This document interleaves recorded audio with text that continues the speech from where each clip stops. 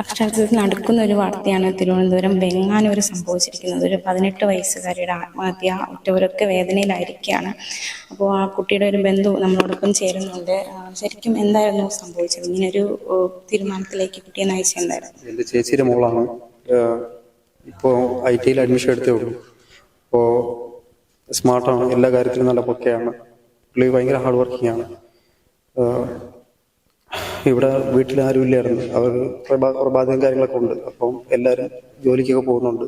പുള്ളി എൻ്റെ മോക്ക്, അതായത് എൻ്റെ ചേച്ചിയുടെ മോളാണ്. അപ്പം മോക്ക് അഡ്മിഷൻ കിട്ടിയതുകൊണ്ട് അതിൻ്റെ ഇതിലായിരുന്നു. മോള് വീട്ടിൽ കിടന്ന് ഉറങ്ങിയായിരുന്നു. ആ സമയത്താണ് തൊട്ടടുത്തുള്ള അയൽവാസി അവർ വന്നിട്ട് ഭയങ്കര തെറി വിളിച്ച് ഭയങ്കര മോശമായിട്ടുള്ള കാര്യമൊക്കെ പറഞ്ഞ് ചീത്ത വിളിച്ച് ഭയങ്കരമായിട്ട് മോശമായിട്ട് വൾഗറായിട്ടുള്ള കാര്യങ്ങളൊക്കെയാണ് സംസാരിച്ചത്. അങ്ങനെ എൻ്റെ മോക്ക് അത് അക്സെപ്റ്റ് ചെയ്യാൻ പറ്റിയില്ല. മോള് അച്ഛനെ വിളിച്ച് പറയുകയും ചെയ്തു, അച്ഛാ ഇങ്ങനെ ഞാൻ ജീവിച്ചിട്ട് കാര്യമില്ല, നമ്മളെ തൊട്ട അയൽവാസി വന്നിട്ട് നമ്മളെയൊക്കെ വഴക്ക് പറയണം, അങ്ങനെയൊക്കെ എന്തിനാണ് നമ്മൾ ജീവിക്കണത്, ഈ സമൂഹത്തിൽ നമ്മൾ ജീവിച്ചിട്ട് കാര്യമില്ല, കാരണം നമുക്ക് ന്യായം കിട്ടൂല അച്ഛ എന്നും പറഞ്ഞ് നമ്മളെ ഇവിടെ വിട്ടു പോയി. പ്രശ്നം എന്ന് പറഞ്ഞാൽ അവര് വീട്ടിലെ ആദ്യത്തെ ഭാര്യ ഉണ്ടായിരുന്നു. അവർ വേറൊരു ആളുമായിട്ട് ഇറങ്ങിപ്പോയുള്ള അവസ്ഥയിലായിരുന്നു. ആ സമയത്ത് ആ ചെറുക്കൻ അക്സെപ്റ്റ് ചെയ്യില്ലെന്നാണ് ഞാൻ അറിഞ്ഞത്. അക്സെപ്റ്റ് ചെയ്യാത്തതുകൊണ്ട് അവൾ പിന്നെ ആ സ്ത്രീ അവളെ വീട്ടിൽ പോയതിന് ശേഷം അവൻ വേറെ കല്യാണം കഴിഞ്ഞെന്നാണ് ഞാൻ അറിഞ്ഞത്. ഞാൻ ഡീറ്റെയിൽ ആയിട്ട് എനിക്ക് കറക്റ്റ് അറിഞ്ഞില്ല, പക്ഷെ അങ്ങനെയാണ് പറയുന്നത്. അപ്പോൾ അങ്ങനെ ആ സ്ത്രീ ഇന്നലെ ഈ വീട്ടിൻ്റെ അവിടെ കൂടെ പോയിട്ട് ഒരു മതിലാണ്. അപ്പോൾ ഒരു മതിലായതുകൊണ്ട് അവളെ ക്രോസ് ചെയ്ത് അപ്പുറത്ത് അവളെ വീട്ടിൽ പോയെന്നും പറഞ്ഞു അവളെ രണ്ടാം ഭാര്യയെ വന്ന്, അങ്ങനെയാണ് എൻ്റെ മോളെ വഴക്ക് പറഞ്ഞത്. അങ്ങനെയാണ് എൻ്റെ മോളെ എനിക്ക് നഷ്ടപ്പെട്ടത്. ആ കൊച്ചുകുട്ടി പിഞ്ചു. എനിക്ക് എത്ര പറയാനുള്ളൂ, നീതി കിട്ടണം. ഇത് എങ്ങനെയെങ്കിലും ഏത് ലാസ്റ്റ് വേണമെങ്കിലും നമ്മൾ പോകാൻ തയ്യാറാണ്, നമ്മൾ സ്ട്രഗിൾ ചെയ്യും. ഇത് നീതി കിട്ടിയേ പറ്റുള്ളൂ. ഈ കുടുംബത്തിന്, എൻ്റെ കുടുംബത്തിന് നീതി കിട്ടിയേ പറ്റുള്ളൂ. അതിൻ്റെ ഏറ്റവും ലെവൽ എന്ത് വേണമെങ്കിലും ഞാൻ ചെയ്യും. ഇവിടെ ഇപ്പം എൻ്റെ ചേച്ചിയുണ്ട്, അവിടുത്തെ കേസ് അറിഞ്ഞൂടെ. അവിടെ വന്നിട്ട് ഒരാണ് വരെ അവിടെ വന്ന് ചീത്ത വിളിച്ചെന്നാണ് പറയുന്നത്. ഞാൻ ആ സമയത്ത് ഞാൻ എത്തിയില്ല, ലേറ്റായിപ്പോയി ഞാൻ എത്തിയപ്പോൾ.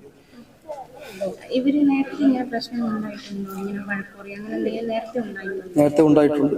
പിന്നെ ആ സമയത്ത് അത്രയ്ക്ക് ഇതായിട്ട് തോന്നിയില്ല. പ്രശ്നമൊന്നും വഴിതർക്കമൊന്നുമല്ല ഇത്.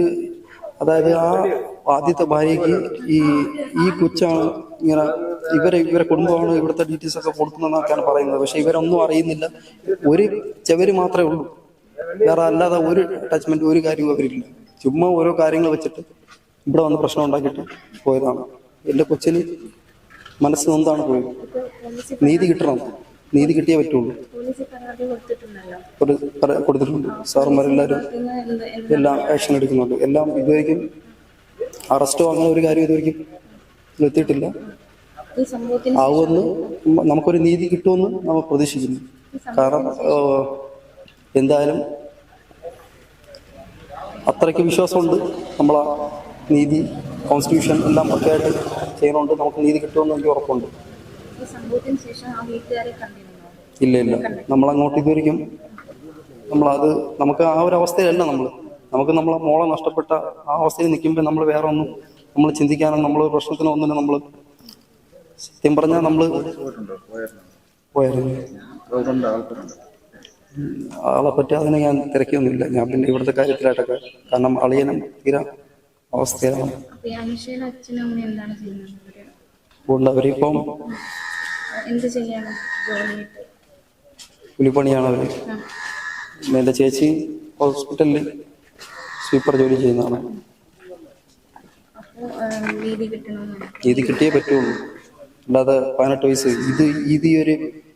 അഥവാ നീതി കിട്ടിയില്ലെങ്കിൽ എത്ര ഇതുപോലെ പിള്ളേർക്ക് അതെ പഠിക്കാനൊക്കെ സ്മാർട്ടാണ്.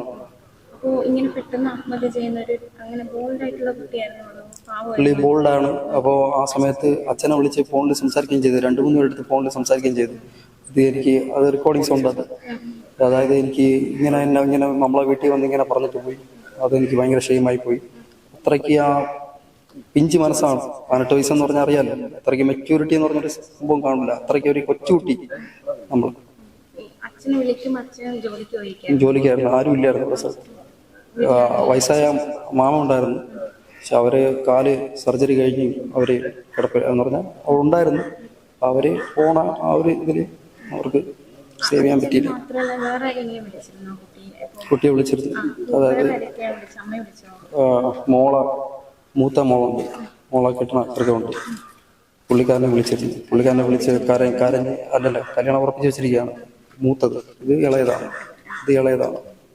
രണ്ടുപേരാണ്, 2 മക്കളാണ്. അപ്പോൾ എനിക്ക് ഒന്നേ പറയാനുള്ളൂ, നീതി കിട്ടിയേ പറ്റുള്ളൂ. നീതി നിങ്ങൾ വാങ്ങിച്ചു തരണം. നിങ്ങളെ കൊണ്ട് ചെയ്യണം.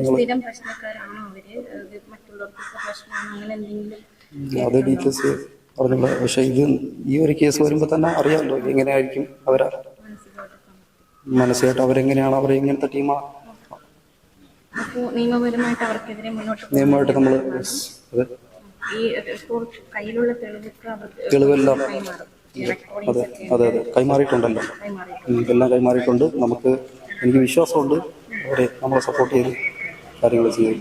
ഇപ്പോൾ ഈ ആത്മഹത്യ ചെയ്ത അനുഷയുടെ ബന്ധുവാണ് നമ്മളോടൊപ്പം ഇപ്പോൾ സംസാരിച്ചത്. നമുക്കറിയാം അവരുടെ ഒരു മാനസികാവസ്ഥ എന്താണെന്ന് നമുക്ക് ചിന്തിക്കാവുന്നതിലപ്പുറമാണ്.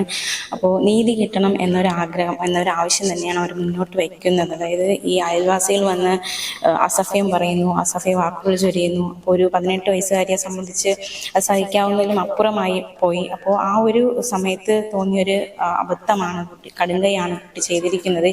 അപ്പോൾ ഇവർക്കെതിരെ നിയമ പോരാട്ടം നടത്തും. മാത്രമല്ല ഈ കുട്ടി അവസാനമായിട്ട് 2-3 പേരെ, അതായത് പിതാവിനെ വിളിച്ച് സംസാരിക്കുന്നു, കരയുന്നു, കാര്യങ്ങളെല്ലാം പറയുന്നു. മാത്രമല്ല 2-3 പേരെ കൂടി വിളിച്ചിട്ട് ഈ സംഭവങ്ങളെല്ലാം എന്താണ് സംഭവിച്ചത്, അവരൊന്ന് അസഭ്യം പറഞ്ഞു, നമുക്ക് സഹിക്കാവുന്നതിലപ്പുറമാണ്, ഇനി ജീവിച്ചിരുന്നിട്ട് കാര്യമില്ല എന്നതടക്കമുള്ള ഒരു പരാതി ഈ കുട്ടി മരിക്കുന്നതിന് മുമ്പ് ആ ഉറ്റവരെയൊക്കെ വിളിച്ച് പറഞ്ഞിട്ടുണ്ട്. അതിന്റെ കോൾ റെക്കോർഡിങ്സ് അധികം തെളിവായിട്ട് ഇവിടെ പക്കലുണ്ട്. അതെല്ലാം പോലീസിന് കൈമാറിയിട്ടുണ്ട്. ഇപ്പോൾ പോലീസ് എത്തി മറ്റ് നടപടികളൊക്കെ സ്വീകരിക്കുന്നുണ്ട്. ഇൻക്വസ്റ്റ് നടപടികളൊക്കെ കഴിഞ്ഞിട്ടുണ്ട്. അപ്പോൾ ഈ ഒരു വീട്ടിൽ ആ ഒരു വിയോഗ വാർത്ത അറിഞ്ഞ് എല്ലാവരും എത്തിയിരിക്കുകയാണ്. അത് അവസാനമായിട്ട് ആ കുട്ടിയൊന്ന് കാണുന്നതിലും വളരെ നിർഭാഗ്യകരമായ, ദൗർഭാഗ്യകരമായ ഒരു സംഭവമായി പോയി. ഇത് അയൽവാസികളുടെ ഒരു ക്രൂരത കാരണം, അവരുടെ ഒരു വാക്കുകൊണ്ടുള്ള ആക്രമണം കാരണം ഒരു പെൺകുട്ടി മരണത്തിലേക്ക്, ഒരു കടുങ്കൈ ചെയ്യുന്ന തരത്തിലേക്ക് കാര്യങ്ങൾ നീങ്ങിയ ഒരു സംഭവമാണ് തിരുവനന്തപുരം വെങ്ങാനൂർ റിപ്പോർട്ട് ചെയ്യപ്പെട്ടിരിക്കുന്നത്. പിതാവ്, സഹോദരി അടക്കമുള്ളവരുണ്ട്. വളരെ വേദനയോടെയാണ് ഉറ്റവരൊക്കെ വന്നുകൂടിയിരിക്കുന്നത്. അപ്പോൾ ഈ കുട്ടി +2 നല്ല മാർക്കോടെ വിജയിക്കുന്നു, പഠിക്കാനൊക്കെ മിടുക്കിയായ സ്മാർട്ടായിട്ടുള്ള ഒരു കുട്ടിയാണ്. പക്ഷെ പെട്ടെന്ന് വീട്ടിൽ ആരും ഇല്ലാത്ത സമയം വീട്ടിൽ ഒരു ബന്ധു ഉണ്ടായിരുന്നു. പക്ഷെ അദ്ദേഹം ഒരു ചികിത്സ എഴുന്നേക്കാൻ പറ്റാത്ത സാഹചര്യത്തിലായിപ്പോയി.